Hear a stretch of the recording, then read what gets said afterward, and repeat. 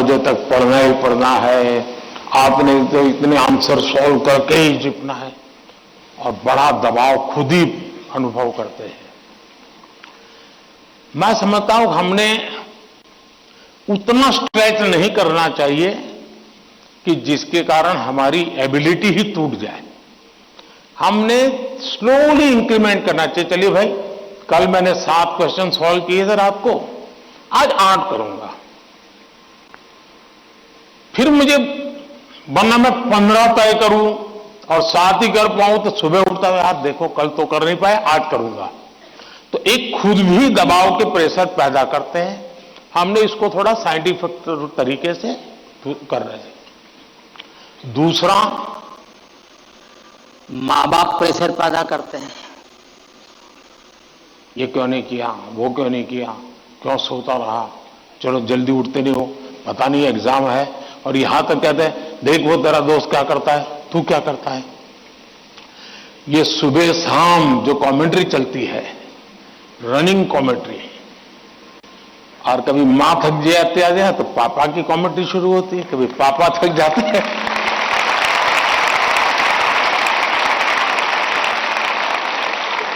तो बड़े भाई की कमेंट्री शुरू हो जाती है, और वो अगर कम पढ़ता है तो स्कूल में टीचर की। फिर या तो कुछ लोग ऐसे जा तुमको जो करना है कर लो, मैं अपना ऐसे ही रहूंगा। कुछ लोग इसे सिंसियर लेते हैं, लेकिन ये दबाव का दूसरा प्रकार है। तीसरा ऐसा भी होता है कि जिसमें कारण कुछ नहीं, समझ का अभाव है, और बिना कारण उसको हम संकट मान लेते हैं। जब एक्चुअली करते हैं तो लगता है नहीं यार इतना मुश्किल नहीं था, मैंने बेकार में दबाव झेलता रहा। तो मुझे लगता है कि एक तो इनको पूरे परिवार ने, टीचर ने, सबने मिलकर के एड्रेस करना होगा। सिर्फ स्टूडेंट एड्रेस कर लेगा, सिर्फ पेरेंट्स एड्रेस कर लेंगे, इतने से बात बननी नहीं है।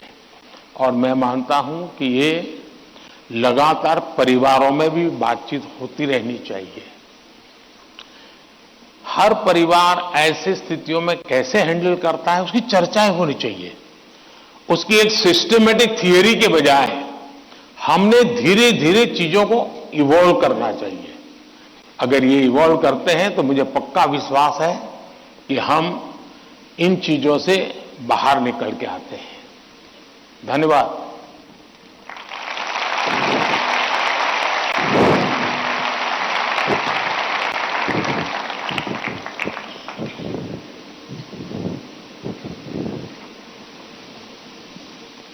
पीएम सर, प्रेशर झेलने का मार्ग सुझाने के लिए आपका धन्यवाद। वीर सावरकर के बलिदान के साक्षी एवं अनुपम प्राकृतिक सौंदर्य के लिए प्रसिद्ध अंडमान निकोबार द्वीप समूह से एक अभिभावक भाग्य लक्ष्मी जी हमसे वर्चुअल माध्यम से जुड़ रही हैं। भाग्य लक्ष्मी जी, अपना प्रश्न पूछिए। माननीय प्रधानमंत्री जी नमस्कार। एक अभिभावक होने के नाते मेरा आपसे सवाल है कि छात्रा पर जो पीर प्रेशर रहता है, जो कि एक तरह से दोस्ती की सुंदरता छीन लेता है और छात्राओं को अपने ही दोस्तों के साथ प्रतिस्पर्धा करा देता है, उस पर आपकी क्या राय है? कृपया मुझे समाधान दें। धन्यवाद। धन्यवाद भाग्य लक्ष्मी जी। विश्व को सत्य, अहिंसा और धर्म की त्रिमूर्ति प्रदान करने वाली भूमि गुजरात स्थित पंचमहल के जवाहर नवोदय विद्यालय की छात्रा दृष्टि चौहान प्रधानमंत्री जी आपसे अपनी समस्या का हल जानना चाहती हैं। दृष्टि, कृपया अपना प्रश्न पूछिए। माननीय प्रधानमंत्री जी नमस्कार। मैं दृष्टि चौहान जवाहर नवोदय विद्यालय पंचमहल में कक्षा 6 की छात्रा हूँ। मेरा आपसे यह प्रश्न है कि कभी कभी परीक्षा के प्रतिस्पर्धी माहौल में दोस्तों के साथ प्रतिस्पर्धा भी अधिक दबाव पैदा करती है। कृपया सुझाव दें कि इससे कैसे बचा जा सकता है। आप मुझे इस पर अपना मार्गदर्शन प्रदान करें। धन्यवाद सर। धन्यवाद दृष्टि। नेचुरल ब्यूटी से भरपूर, बारिश की पहली बूंदों से भीगने वाला राज्य केरल में स्थित केंद्रीय विद्यालय क्रमांक 1 कालीकट से स्वाति दिलीप हमसे ऑनलाइन जुड़ रही हैं और आपसे अपना प्रश्न पूछना चाहती हैं। स्वाति, कृपया अपना प्रश्न पूछिए। Namaskar, Honorable Prime Minister, sir. I am Swati Dilip, a class 11 student from PM Sri Kendriya Vidyalaya number 1 Calicut of Ernakulam region. Sir, could you please guide us on how in this competitive world we can avoid unhealthy and unnecessary competition and also how to not take peer pressure into our heads? Thank you, sir. धन्यवाद स्वाति। प्रधानमंत्री जी, कृपया भाग्य लक्ष्मी जी, दृष्टि और स्वाति द्वारा पूछे गए प्रश्नों में पीयर प्रेशर और कंपटीशन से होने वाली चिंता तथा इसके कारण रिश्तों में आने वाली कड़वाहट से कैसे बचें, कृपया मार्गदर्शन कीजिए।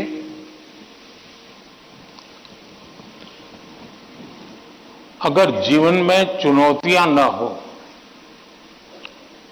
स्पर्धा न हो,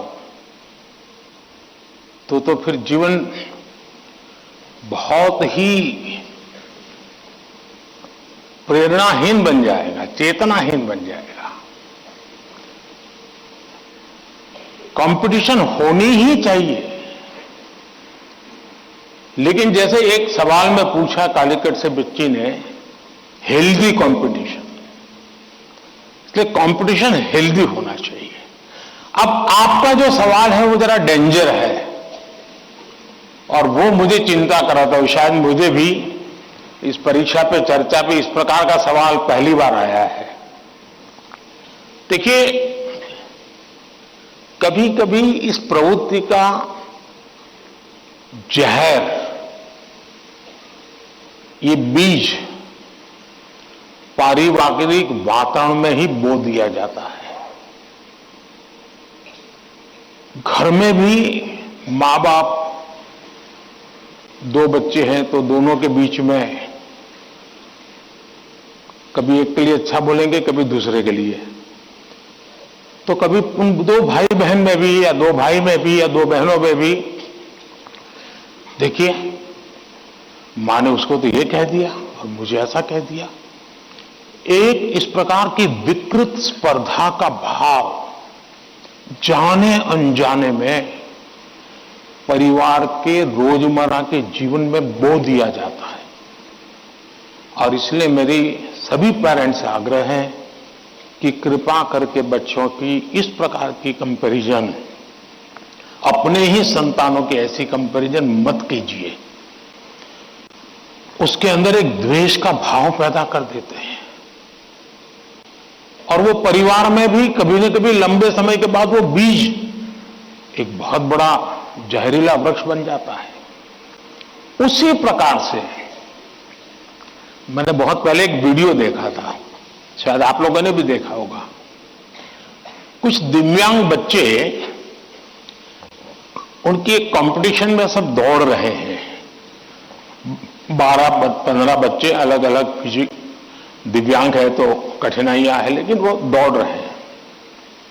इतने में एक बच्चा गिर जाता है। अब ज्यादा बुद्धिमान लोग होते तो क्या करते हैं, वाह ये तो गया, चलो यार एक तो स्पर्धा में कम हो गया। लेकिन उन बच्चों ने क्या किया, सबके सब जो आगे चले गए थे वो भी पीछे आए, जो दौड़ रहे थे वो भी रुक गए।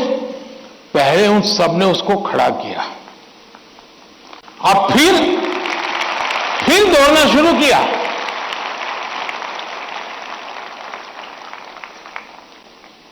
सचमुच में ये वीडियो दिव्यांग बच्चों के जीवन का भले होगा, लेकिन हम लोगों को भी ये बहुत बड़ी प्रेरणा और बहुत बड़ा संदेश दे देता है। अब तीसरा विषय है कि आपके दोस्त से आपको किस चीज की स्पर्धा है भाई। मान लीजिए 100 मार्क्स का पेपर है, अगर आपका दोस्त 90 ले गया तो क्या आपके लिए 10 मार्क बचा है क्या? आपके लिए 10 मार्क बचा है क्या? आपके लिए भी तो 100 है ना? तो आपको उससे स्पर्धा नहीं करनी है, खुद से करनी है। खुद से करनी है कि वो 100 में से 90 लाया, मैं 100 में से कितना लाऊं। उससे द्वेष करने की जरूरत ही नहीं है। एक्चुअली तो वो आपके लिए इंस्पिरेशन बन सकता है। और अगर यही मानसिकता रहेगी तो क्या करेंगे आप? अपने से तेज तर्रार व्यक्ति को दोस्ती नहीं बनाएंगे। आप ऐसे जिसकी कुछ चलती नहीं बाजार में, उसी को दोस्त बनाएंगे और खुद बड़े ठेकेदार बन के घूमते रहोगे। सचमुच में तो हमसे प्रतिभावान दोस्त ढूंढने चाहिए। हमने जितने ज्यादा प्रतिभावान दोस्त मिलते हैं, उतना हमारा भी तो काम बढ़ता है, हमारा स्पिरिट भी तो बढ़ता है। और इसलिए कभी भी हमने इस प्रकार का ईर्ष्या भाव कतई ही अपने मन में नहीं आने देना चाहिए। और तीसरा, मां बाप के लिए भी बहुत बड़ा चिंता का विषय है। मां बाप हर बार अपने बच्चों को कोसते रहे, देख तू खेलता रहता है, देख वो किताबें पढ़ता है, तू ये करता रहता है, देख वो पढ़ता है। यानी वो भी हमेशा उसी का उदाहरण देते हैं। तो फिर आपके दिमाग में भी यही एक मानदंड बन जाता है। कृपा करके मां बाप इन चीजों से बचे। कभी कभी तो मैंने देखा है कि जो मां बाप अपने जीवन में ज्यादा सफल नहीं हुए हैं, जिनको अपने पराक्रम, अपनी सफलताएं, अपनी सिद्धियों के विषय में दुनिया को कुछ कहने को नहीं है, बताने को नहीं है, तो वे अपने बच्चों का रिपोर्ट कार्ड ही अपना विजिटिंग कार्ड बना देते हैं। किसी को मिलेंगे, अपने बच्चे की कथा सुनाएंगे। अब ये जो नेचर है, वो भी एक प्रकार से बच्चे के मन में एक ऐसा भाव भर देता है कि मैं तो सब कुछ हूं, अब मुझे कुछ करने की जरूरत नहीं है। वो भी बहुत नुकसान करता है। सचमुच में तो हमें अपने दोस्त में से ईर्ष्या भाव के बजाय उसके सामर्थ्य को ढूंढने का प्रयास करना चाहिए। उसके अंदर अगर मैथमेटिक्स में एक्सपर्टाइज है, मेरी कम है, मेरे टीचर से ज्यादा अगर मेरा दोस्त मुझे मैथमेटिक्स में मदद करेगा तो वो मेरी साइकी समझ करके करेगा, और हो सकता है मैं भी उसी की तरह मैथमेटिक्स में आगे जाऊंगा। वो अगर लैंग्वेज में वीक है और मैं लैंग्वेज में मजबूत हूं, मैं अगर लैंग्वेज में उसकी मदद करता हूं, तो हम दोनों को एक दूसरे की ताकत जोड़ेगी और हम अधिक सामर्थ्यवान बनेंगे। और इसलिए कृपा करके हम अपने दोस्तों से स्पर्धा और ईर्ष्या के भाव में न डूबें। और मैंने तो ऐसे लोग देखे हैं कि खुद फेल हो जाए, लेकिन अगर दोस्त सफल हुआ है तो मिठाई वो बांटता है। मैंने ऐसे भी दोस्त देखे हैं कि जो बहुत अच्छे नंबर से आए हैं, लेकिन दोस्त नहीं आया, इसलिए उसने अपने घर में पार्टी नहीं की, फेस्टिवल नहीं मनाया। क्यों? मेरा दोस्त पीछे रह गया। ऐसे भी तो दोस्त होते हैं। और क्या दोस्ती लेन देन का खेल है क्या? जी नहीं, दोस्ती ये लेन देन का खेल नहीं है। जहां कोई प्रकार का इस प्रकार का लेना देना नहीं है, निर्व्याज प्यार होता है, वही तो दोस्ती होती है। और ये जो दोस्ती होती ना, वो स्कूले छोड़िए, जिंदगी भर आपके साथ रहती है। और इसलिए कृपा करके दोस्त हमसे ज्यादा तेजस्वी, तपस्वी हमें चुनने चाहिए और हमेशा उनसे सीखने का प्रयास करना चाहिए। धन्यवाद।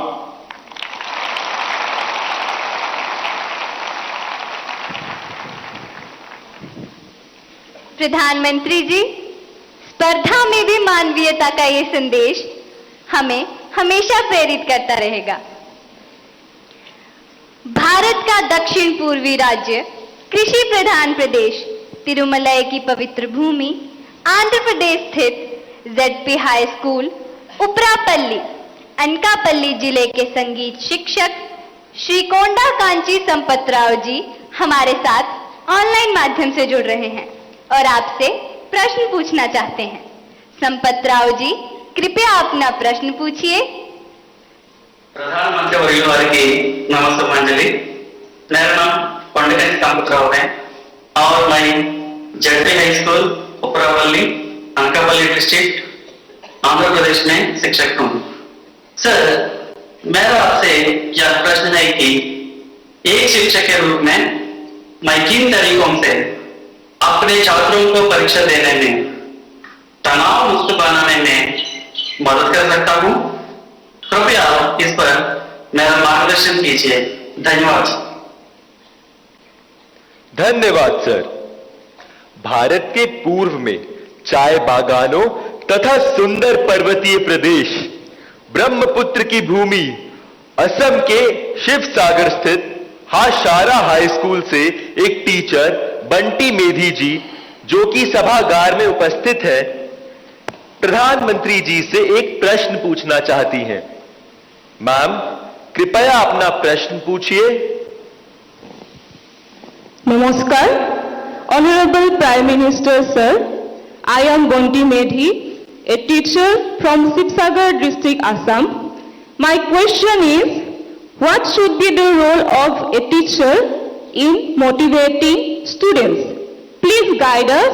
Thank you. धन्यवाद मैम।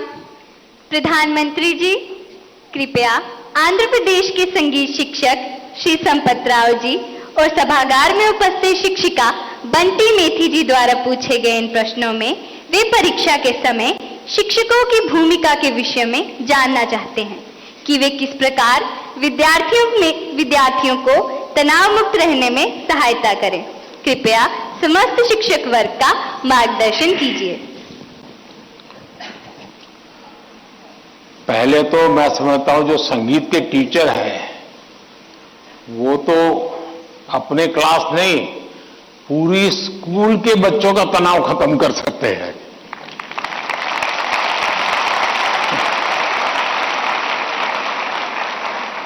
संगीत में वो सामर्थ्य है। हाँ, अगर हम कान बंद कर करके संगीत में बैठे हैं, कभी कभी ऐसा होता है कि हम होते हैं, संगीत बज तो रहा है लेकिन हम कहीं और होते हैं और इसलिए हम उसका आनंद अनुभव नहीं कर पाते हैं। मैं समझता हूं कि किसी भी टीचर के मन में जब ये विचार आता है कि मैं स्टूडेंट के इस तनाव को कैसे दूर करूं, मैं हो सकता है मैं गलत हूं, लेकिन शायद मुझे लगता है कि टीचर के मन में परीक्षा का कालखंड है।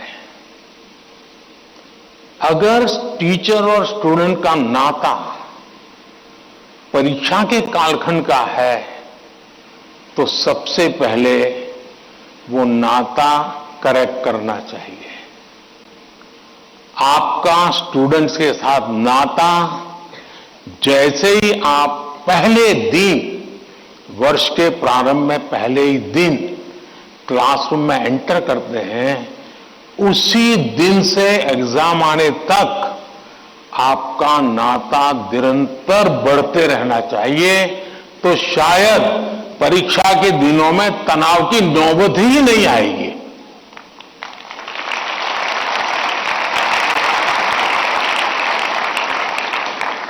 आप सोचिए, आज मोबाइल का जमाना है, स्टूडेंट के पास भी आपका मोबाइल होगा ही होगा। क्या कभी किसी स्टूडेंट ने आपको फोन किया है, कॉल पर कांटेक्ट किया है कि मुझे ये तकलीफ हो रही है, मैं चिंता में हूं, कभी नहीं किया होगा। क्यों? क्योंकि उसे लगता ही नहीं है कि मेरी जिंदगी में आपका कोई विशेष स्थान है। उसको लगता है कि आपका मेरा नाता सब्जेक्ट है, मैथ्स है,